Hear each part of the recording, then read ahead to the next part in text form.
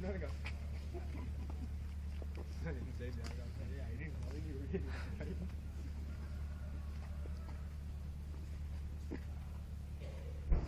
when you're flying, it's better if you put your phone onto airplane mode or something like that. Right? Because you can't afford to get distracted, especially now. If you're doing a cross-country flight, right? Once you're straight and level and just flying, cruising, then I guess no problem. But again, I wouldn't advise it. Take your phone for emergency purposes and maintain it that way.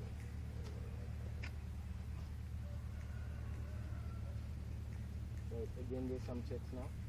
Harnesses, doors closed, windows, doors are closed, temperatures, pressures. And the green arc, suction good, DI synchronized, artificial horizon, properly erected. What else? Battery is in the positive side. It's being charged. Right? Check whatever lights need to be switched on.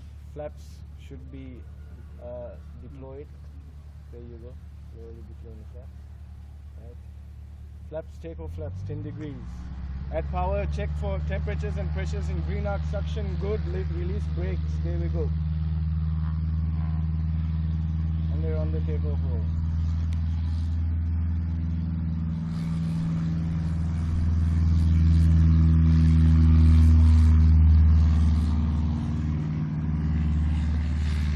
There's water patches. Right, so at 55 knots.